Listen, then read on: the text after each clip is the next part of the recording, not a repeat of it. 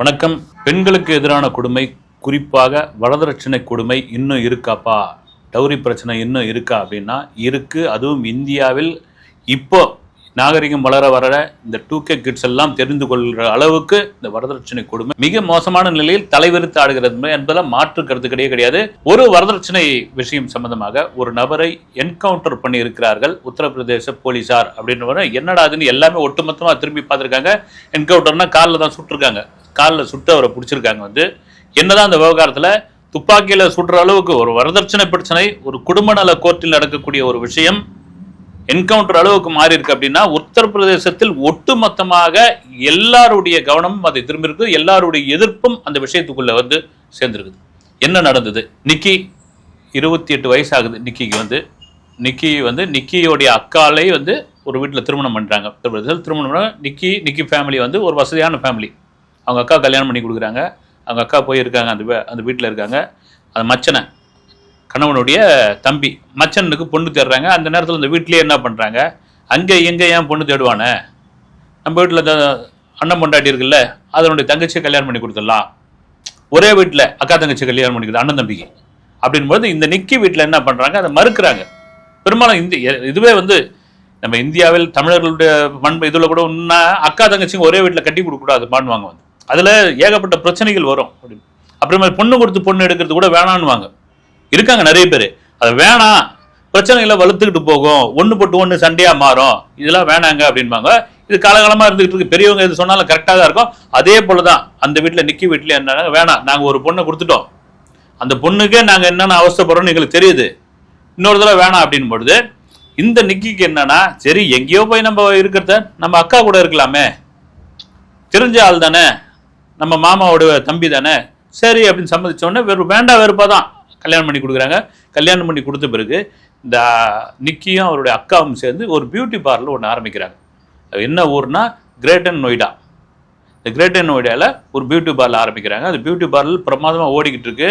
நிக்கி social மீடியாவில் மிக ஆளுமையாக உள்ள ஒரு பெண். ரீல்ஸ்லாம் பார்த்தீங்கன்னா அவ்வளோ அளவில் வைரல் ஆகும். எது போட்டாலும் ட்ரெண்டிங்கில் போகும். இது சொல்லவே தேவையில்ல. இந்த பியூட்டி பார்லரும் ஃபேமஸ் ஆகுது. இவங்களுடைய அந்த சோஷியல் மீடியாவில் போடக்கூடிய ரீல்ஸும் பிரபலம் ஆகுது. உத்தரப்பிரதேசத்தில் யார் இந்த ரீல்ஸ் பிரபலங்களில் யார் அப்படின்றது தெரியல அளவுக்கு மற்றபடி எந்த ஆபாசமான ரீல்ஸ்லாம் கிடையாது. சாதாரணமாக அவங்க போடுற ஒரு விஷயம். இப்போ அக்கா தங்கச்சி சேர்ந்து அந்த பியூட்டி பார்லர் நல்ல அளவு கொண்டு வராங்க. மனிதனுடைய இயல்பான ஒரு குணம் இருக்கு. அது ஆண் வர்க்கத்திற்கான குணம் என்னன்னா, இந்த பெண்கள் தன்னை மீறி எதையும் செஞ்சிடக்கூடாது. தன்னை மீறி ஒரு படி அதிகமாக எல்லா ஆண்களையும் சொல்ல, பெரும்பான்மையான ஆண்களுக்கு காலகாலமாக இருக்குது. அதனால தான் பார்த்தீங்கன்னா இந்த தேசத்தில் உடன்கட்டை ஏறுதல்ன்ற ஒரு கொடுமையான ஒரு விஷயம், அதையெல்லாம் தகர்த்து எறிந்தவர்கள் தான் நம்முடைய விடுதலை போராட்ட தியாகிகள். அவங்களாம் தூக்கி எறிஞ்சதெல்லாம் இந்த பழமையெல்லாம் வெள்ளைக்காரனே பார்த்த என்னையா இதெல்லாம் கொடுமையான ஒரு விஷயம், எங்கேயா இருக்கிறீங்க நீங்களாம் அப்படின்னு நம்மள காரி துப்பாத குறையா அசிங்கப்படுத்திட்டு போனோம். அதெல்லாம் எடுத்துட்டா வெள்ளைக்காரனா அதுக்கு பெரிய பங்கு உண்டு, தூக்கியான்ட்டான் அதெல்லாம். இப்போ என்ன ஆயிடுச்சுன்னா, அக்காவும் தங்கச்சியும் சேர்ந்து பியூட்டி பார்லர் வைக்கிறாங்க, ரீல்ஸ் போடுறாங்க, நல்ல வருமானம் வருது, சம்பாதிக்கிறாங்க. இந்த நிக்கியோட வீட்டுக்காரனுக்கு என்ன ஆகுது, அடிப்படையெல்லாம் ஒரு வழக்கறிஞர்னு செய்தியெல்லாம் வருது. கோர்ட்டுக்கு போகிறது கிடையாது போலகுது, எங்கேயும் போகிறது கிடையாது, எது பண்ணுறது கிடையாது. சும்மா சுற்றி வர்றது. இந்த பொண்ணு மேலேயே பொண்டாட்டி வேலையே ஒரு டார்கெட்டாக இருக்கிறது. இவங்க நீங்கள் 2 பேரும் சேர்ந்து தானே இதை பண்ணுறீங்கன்னு சொல்லி அவங்க அண்ணங்காரனை தூண்டி விட்டுறது. அவங்க அண்ணங்காரன் போட்டு அவன் பொண்டாட்டி போட்டு அடிக்கிறது. இவன் தான் பொண்டாட்டி செலிமிஷம் பண்ணுறது. அப்புறம் என்னையா உங்களுக்கு ஒட்டுமொத்தமாக என்னையா பிரச்சனை அப்படின்னா, எங்களை மீறி ஆண்களை மீறி நீங்கள் பிரபலமாகக்கூடாது, ஆண்களை மீறி எங்களை மீறி நீங்கள் சம்பாதிக்கக்கூடாது, எங்களை விட நீங்கள் காசு சம்பாதிக்கக்கூடாது. பாய்ங்களா இருக்கிற நிலைமைக்கு அவன் 2 பேர் சம்பாதிச்சாதான் குடும்பம் நடத்த முடியும்.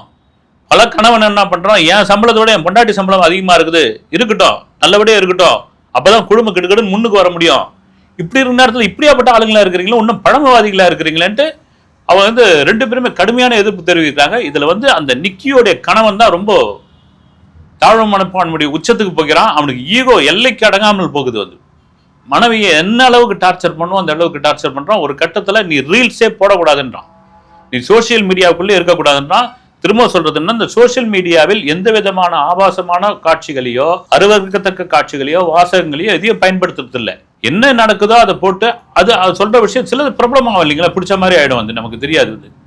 அப்படி இருக்கிறது வந்து அங்குள்ள மக்கள் வந்து அவ்வளவு ஆதரவு கொடுக்குறாங்க.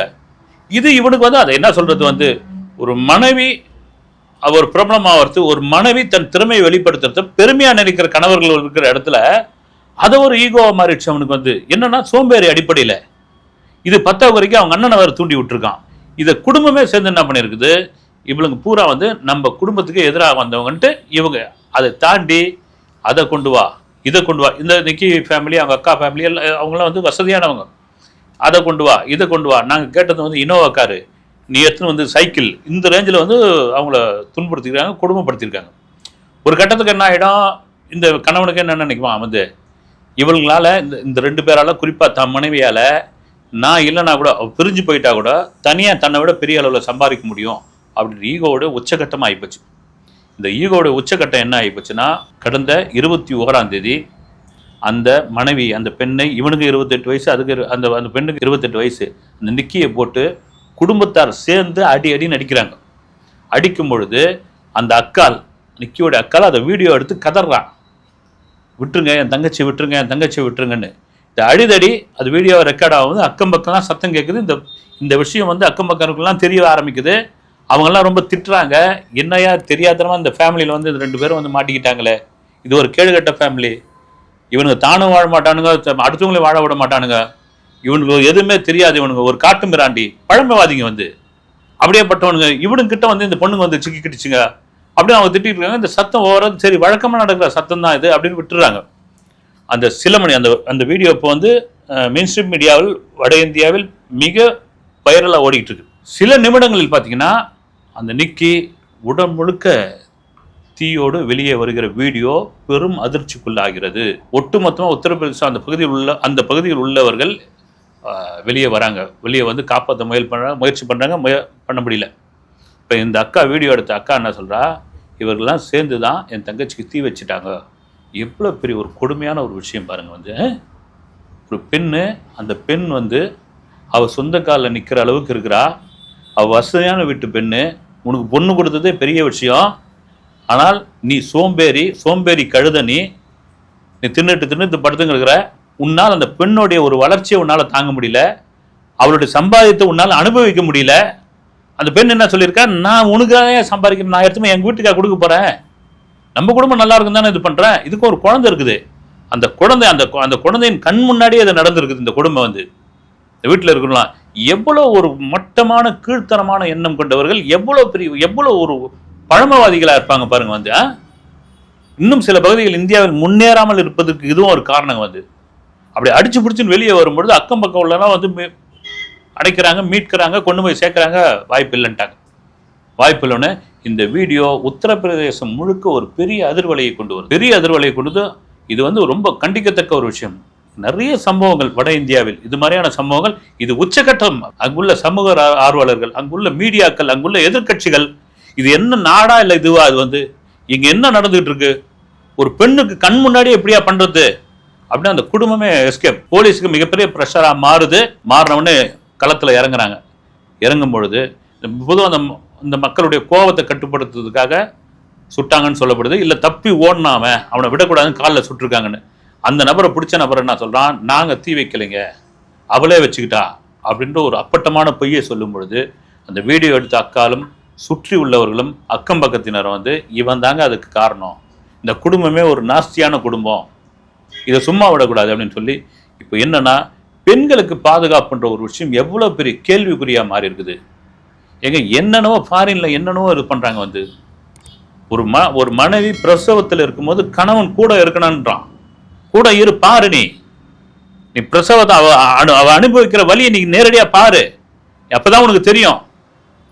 நீ பெண்ணுடைய ஒரு பெண் செய்யக்கூடிய வேலையினுடைய முக்கால்வாசி நீ வந்து ஆண் சுமக்கணுன்றான். மேலை நாடுகளில் வந்து பெண்கள் குழந்தை தூக்கிக்க கூடாது. பல நாடுகளில் வந்து ஆண் தான் தூக்கிட்டு போகணும், ஆண் தான் எல்லா வீட்டு வேலையும் செய்யணும்.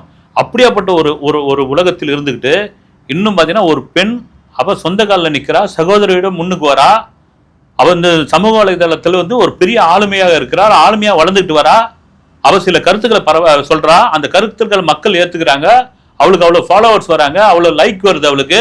இதை ஒரு கணவனால் தாங்கி முடியல, அந்த கணவனுடைய குடும்பத்தால் தாங்கி முடியலன்னா இவனுக்கு எவ்வளோ பின்தங்கிய ஒரு இடத்துல இருக்கானுங்க பாருங்க. வந்து ஒரு பெண்ணிற்கு இவ்வளவு பெரிய ஒரு கொடுமையை பண்ணியிருக்காங்களா? என்னையா பண்ணா? அவ வரதட்சணை கொடுமையோட உச்சகட்டம் அது. நீங்க ஒரு ஆண் ஒரு மனைவியை பார்த்து அவன் ஒரு தாழ்வு மனப்பான்மைக்கு போய் சந்தேக புத்திக்குள்ள வந்துட்டான்னு வச்சுங்க, அவனுடைய மனநிலை கேவலமான ஒரு மனநிலைக்கு போகும். மிக மோசமான மனநிலைக்கு சைக்கோவா மாறிடுவான். நான் ஒரு 2 மனநல மருத்துவர்கள் நான் இன்டர்வியூ பண்ணியிருக்கேன். எந்தெந்த மாதிரியான குணங்கள்லாம் வரும் அவங்களுக்கு? தனிமையில போய் தூங்குவானுங்க, தேவையில்லாத விஷயங்களை யோசிப்பானுங்க.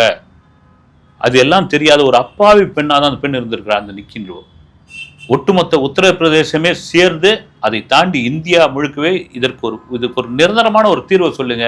என்ன பெண்களை உயர்த்தி பேசுறீங்க? பொதுவாகவே சொல்றேன், பெண்கள் தான் இங்க தெய்வன்றீங்க. இந்த மாதிரியான ஒரு கேடுகட்ட வேலையெல்லாம் நடந்துகிட்டு இருக்கு. இந்த காலகட்டத்தில் இன்னும் வரதட்சணை, அதை எடுத்துனுவா, இதை எடுத்துனுவா, இன்னும் கொஞ்ச நாள் போச்சுன்னா பொண்ணு கிடைக்காது பாருங்க. நீங்க ஒன்னா ஆண்கள் எக்கச்சக்கமா ஆயிட்டான். நீ போய் வரதட்சணை கொடுத்துதான் நீ கல்யாணம் பண்ணிக்கிட்டு வரணும்.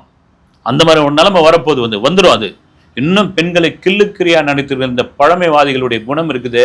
இதெல்லாம் பாத்தீங்கன்னா நெஞ்சை பதற வைக்கிற ஒரு செயல்.